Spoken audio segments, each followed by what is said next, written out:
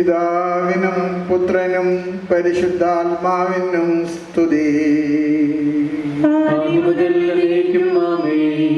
സൈന്യങ്ങളുടെ ദൈവമായ കർത്താവേ, അങ്ങയുടെ ഭവനം എത്ര മനോഹരമാകുന്നു. കർത്താവിൻ്റെ അങ്കണം കാണാൻ എൻ്റെ ആത്മാവ് ആശിച്ച് കാത്തിരുന്നു.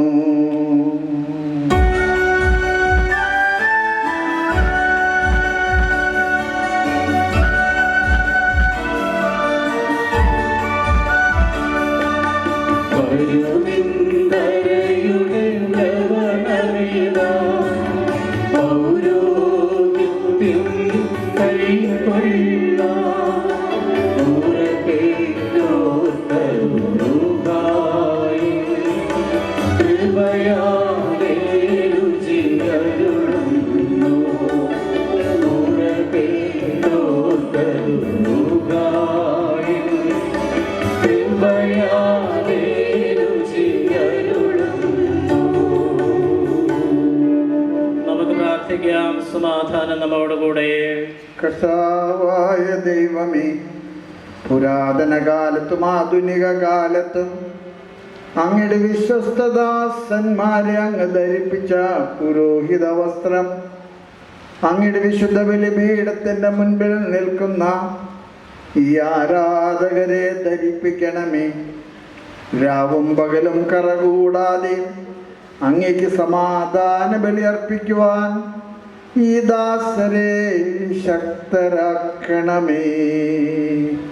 ആധ്യാത്മിക വരങ്ങളുടെ ദാതാവും പിതാവും പുത്രനും പരിശുദ്ധാത്മാവുമായ സർവേശ്വരായ നീക്കും.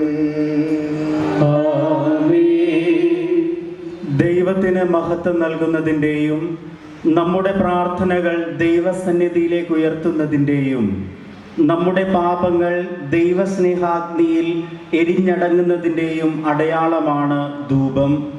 ശുശ്രൂഷി ആദ്യം മദ്ബഹയെയും തുടർന്ന് പുരോഹിതാർത്ഥികളെയും സമൂഹത്തെയും ധൂപിക്കുന്ന ഈ സമയം അനുതാപത്തിൻ്റെയും ആരാധനയുടെയും മനോഭാവത്തോടെ നമുക്ക് പ്രാർത്ഥിക്കാം. നമുക്കെല്ലാവർക്കും എഴുന്നേറ്റ് നിൽക്കാം. അങ്ങയുടെ പുരോഹിതന്മാർ നീതിയും വിശുദ്ധന്മാർ മഹത്വവും ധരിക്കും.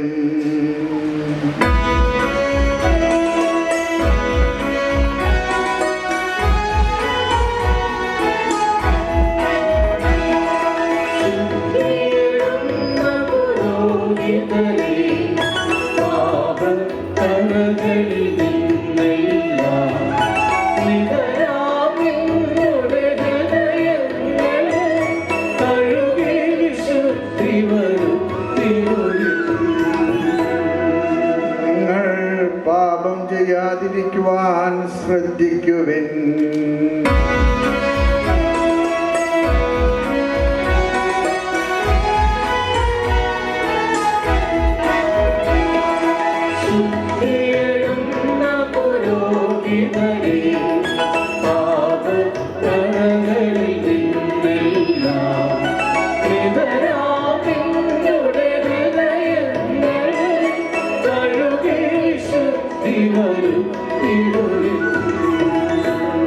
പിതാവിനും പുത്രനും പരിശുദ്ധാത്മാവിനും സ്തുതി, ആദ്യം മുതൽ എന്നേക്കും ആമേൻ.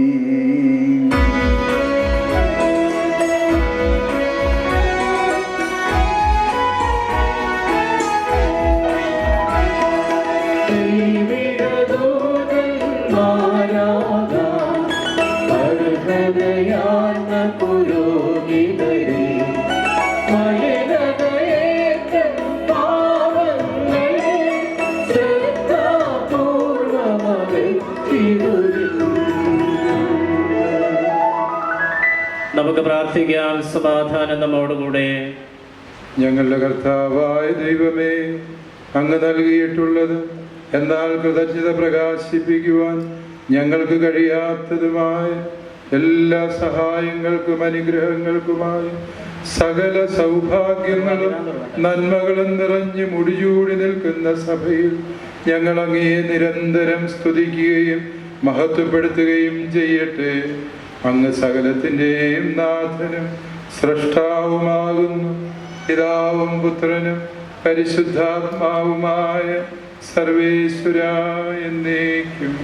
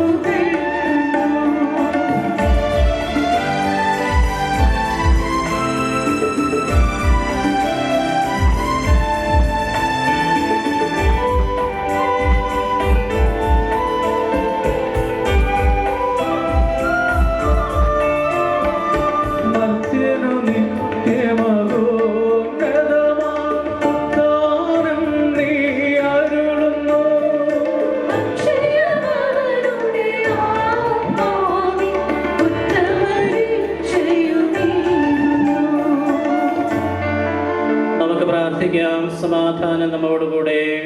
കർത്താവേ, നീ സത്യമായി ഞങ്ങളുടെ ശരീരങ്ങളെ അർപ്പിക്കുന്നവനും ആത്മാക്കളെ രക്ഷിക്കുന്നവനും ജീവനെ നിത്യം പരിപാലിക്കുന്നവനുമാകുന്നു.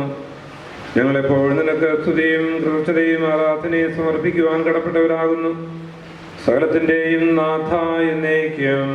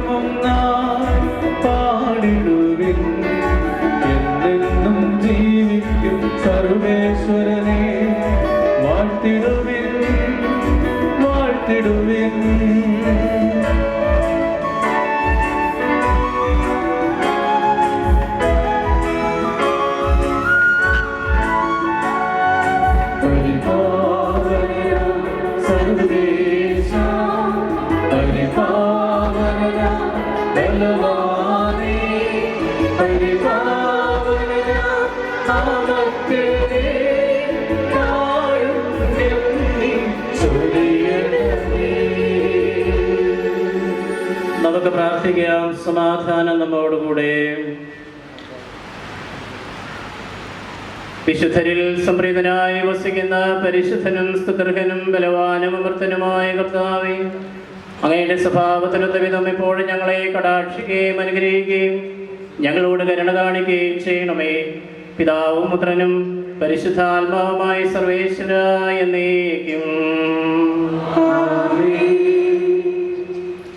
നമുക്ക് ശാന്തമായിരിക്കാം. വേദപുസ്തകത്തിൽ നിന്ന് 4 വായനകളാണുള്ളത്. ആദ്യത്തെ 2 വായനകൾ പഴയ നിയമത്തിൽ നിന്നും മറ്റു 2 വായനകൾ പുതിയ നിയമത്തിൽ നിന്നും.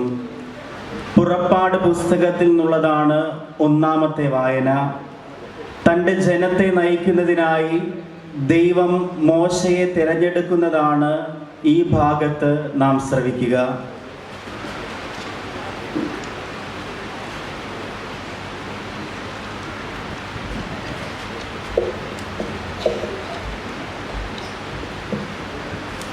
സഹോദരരെ, പുറപ്പാട് പുസ്തകത്തിൽ നിന്നുള്ള വായന 3-ാം അധ്യായം 1 മുതൽ 10 വരെയുള്ള തിരുവചനങ്ങൾ.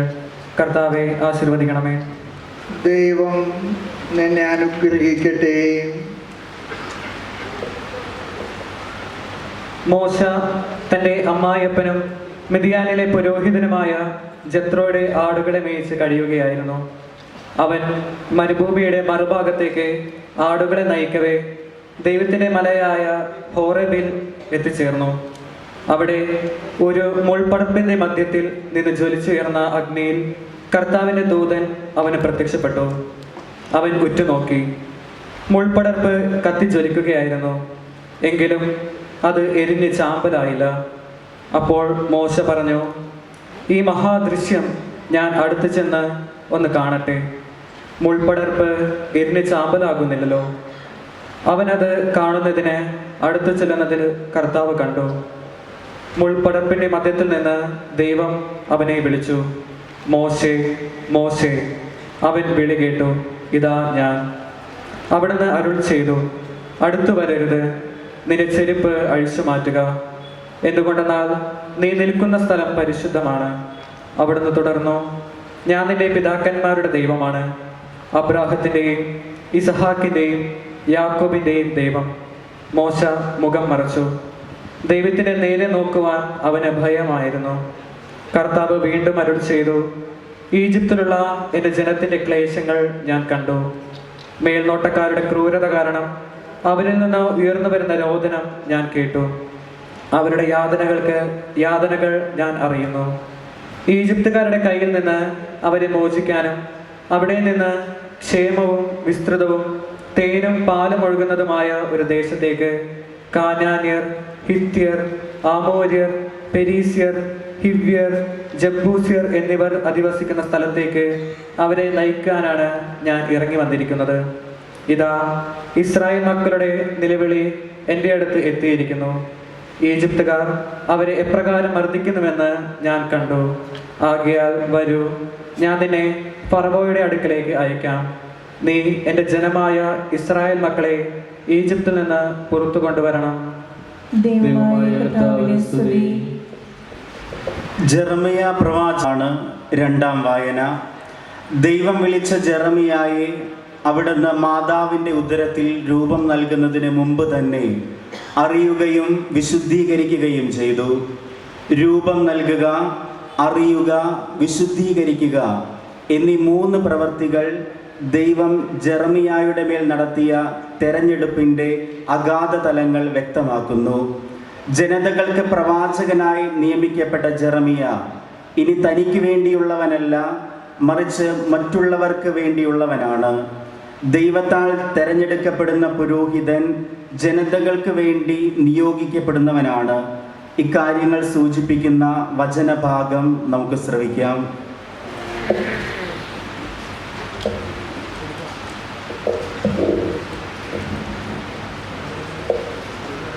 സഹോദരരെ, ജെറമിയ പ്രവാചകന്റെ പുസ്തകത്തിൽ നിന്നുള്ള വായന 1-ാം അധ്യായം 1 മുതൽ 10 വരെയുള്ള വാക്യങ്ങൾ കർത്താവെ ആശ്രവദിക്കുന്നു.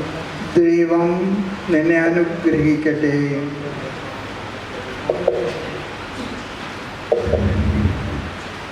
ബെഞ്ചമിൻ ദേശത്ത് അനാഥോത്തിലെ പുരോഹിതന്മാരിൽ ഒരാളായ ഹിൽക്കിയായുടെ മകൻ ജെറമിയായുടെ വാക്കുകൾ.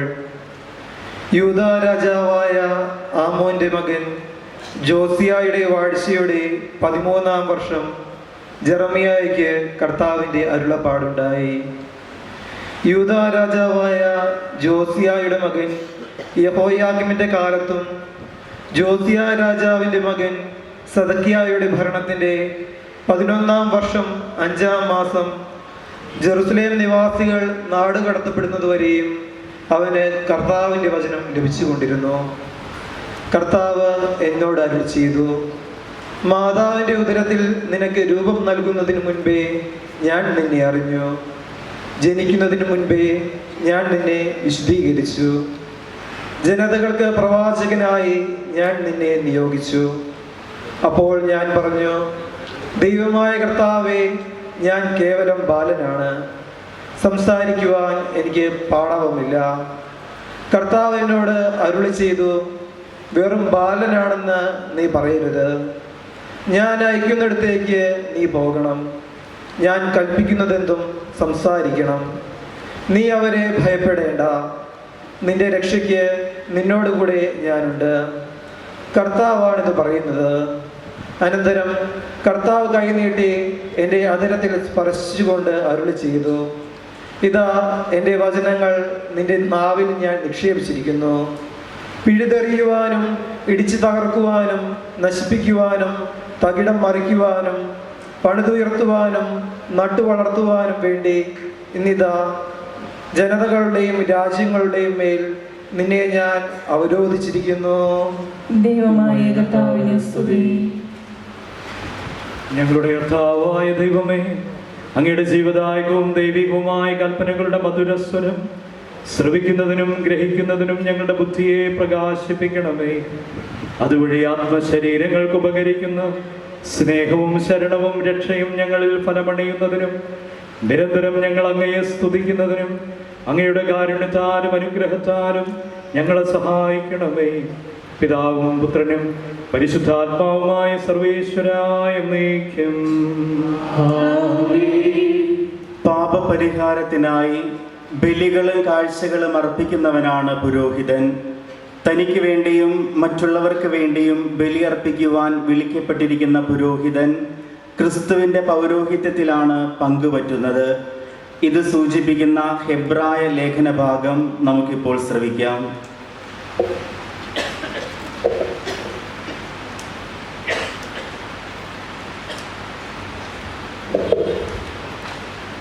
എൻ്റെ സഹോദരരെ, ഹെബ്രായർക്കുള്ള ലേഖനം 5-ാം അധ്യായം 1 മുതൽ 10 വരെയുള്ള വാക്യങ്ങൾ കർത്താവെ ആശീർവദിക്കണമേ. മിശിഹ നിന്നെ അനുഗ്രഹിക്കട്ടെ.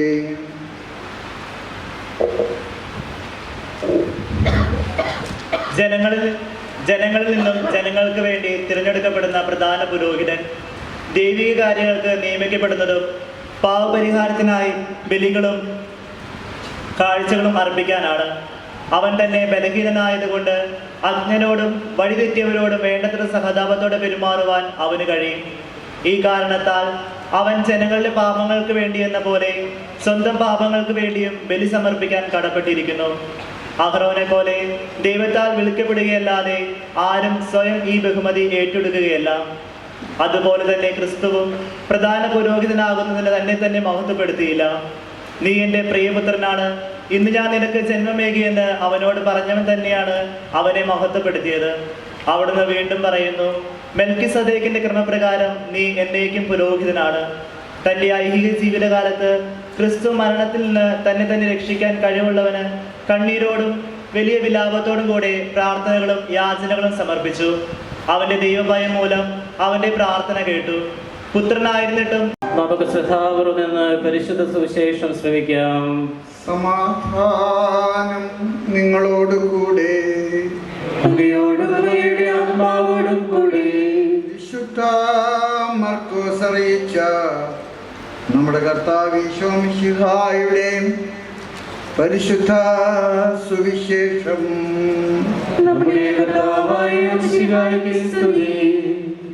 പിന്നെ അവൻ മലമുകളിലേക്ക് കയറി തനിക്കിഷ്ടമുള്ളവരെ അടുത്തേക്ക് വിളിച്ചു.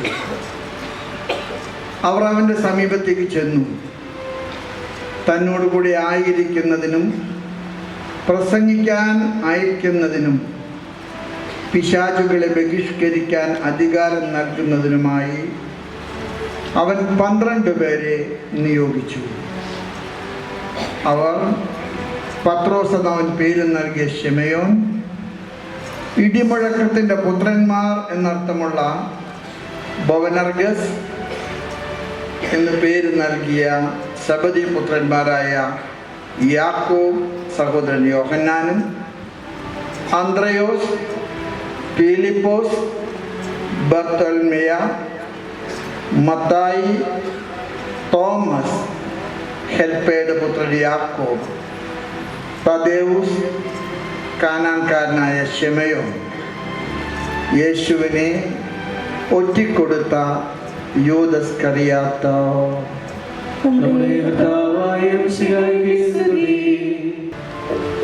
ഞങ്ങളുടെ കർത്താവേ, ഞങ്ങളുടെ ദൈവമേ, ഈ സഹോദരന്മാർക്ക് വേണ്ടി ഞങ്ങൾ അർപ്പിക്കുന്ന പ്രാർത്ഥന കൈക്കൊള്ളണമേ.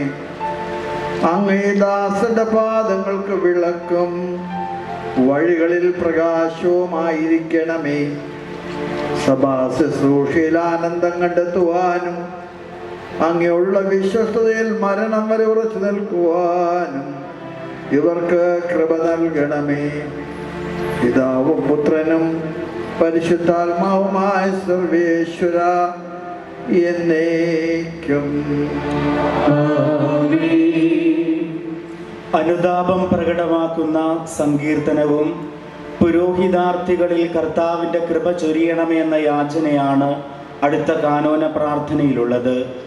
കാനോനയുടെ ആരംഭത്തിലും അവസാനത്തിലും വൈദികാർത്ഥികൾ മുട്ടുകുത്തി അഗാധാചാരം ചെയ്ത് എഴുന്നേൽക്കുന്നു. സ്വർഗത്തിൽ വസിക്കുന്നവനെ, അങ്ങയുടെ പക്കലേക്ക് ഞാൻ കണ്ണുകൾ ഉയർത്തുന്നു.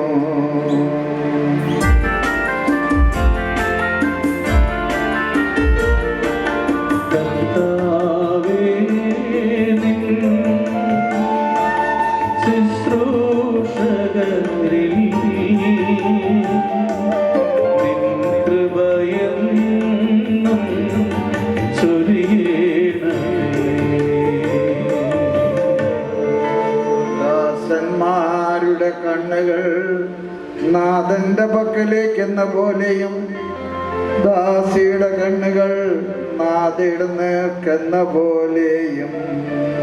ഞങ്ങളുടെ ദൈവമായ കർത്താവേ, ഞങ്ങളെ അനുഗ്രഹിക്കണമേ. അതുവരെ ഞങ്ങളുടെ ദൃഷ്ടികൾ അങ്ങയെ തന്നെ നോക്കിയിരിക്കും. കർത്താവേ, ഞങ്ങളോട് കരുണ തോന്നണമേ. ഞങ്ങൾ അവമാനം സഹിച്ചു മടുത്തു. ആക്ഷേപകരുടെ പരിഹാസവും അഹങ്കാരികളുടെ നിന്ദനവും കൊണ്ട് ഞങ്ങളുടെ ആത്മാവ് തളർന്നു.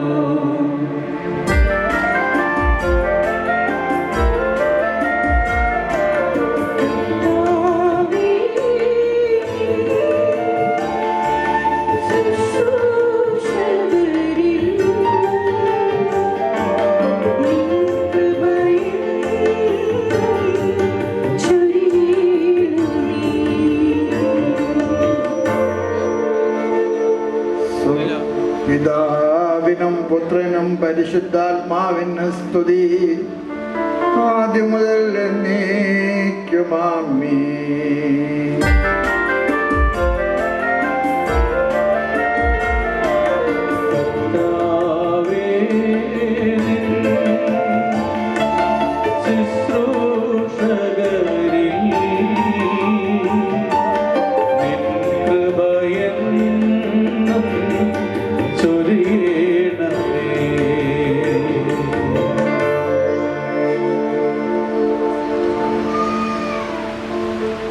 പക്കലേക്ക് ഞാൻ കണ്ണുകൾ ഉയർത്തുന്നു.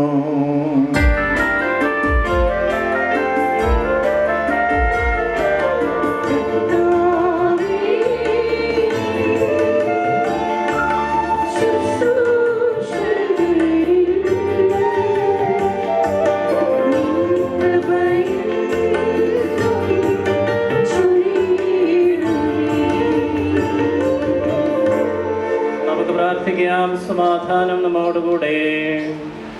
കർത്താവായ ദൈവമേ, അങ്ങയുടെ ദിവ്യദാനത്തെ തീവ്രമായി ആഗ്രഹിക്കുന്ന ഈ ആരാധകരുടെ മേൽ അങ്ങയുടെ സമൃദ്ധമായ കൃപയും ഉദാരമായ ദാനങ്ങളും വർഷിക്കണമേ.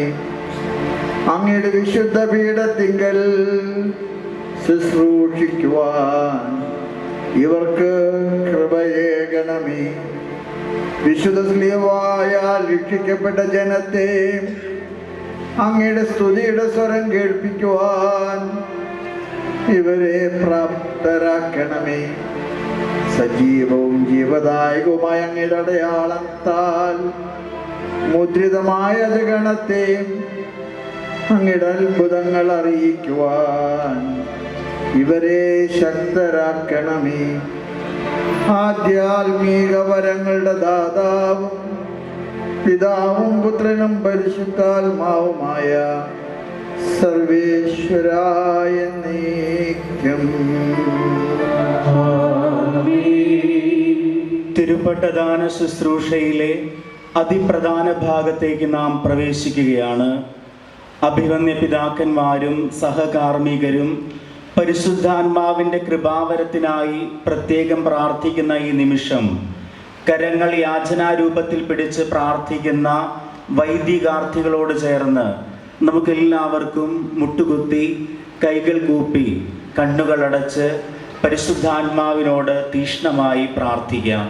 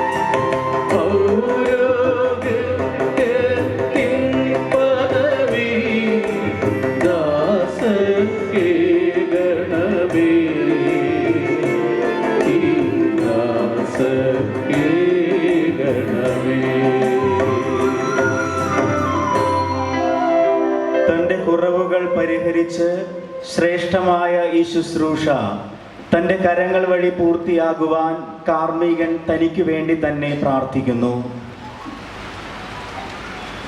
കുറവുകളെ സദാ പരിഹരിക്കുന്ന നമ്മുടെ കർത്താവ് ഈശോ മിശിഹായുടെ കൃപ പിതാവായ ദൈവത്തിൻ്റെ സംപ്രീതിയോടും പരിശുദ്ധാത്മാവിൻ്റെ ശക്തിയോടും കൂടി എപ്പോഴും നമ്മോടൊത്തുണ്ടായിരിക്കട്ടെ.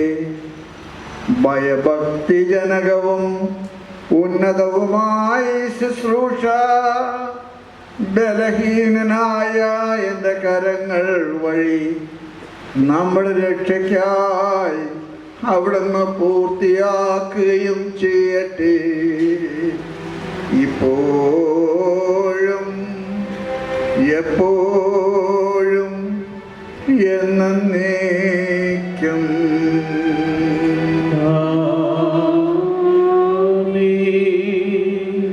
നമുക്ക് പ്രാർത്ഥിക്കാം. സമാധാനം നമ്മോടുകൂടെ.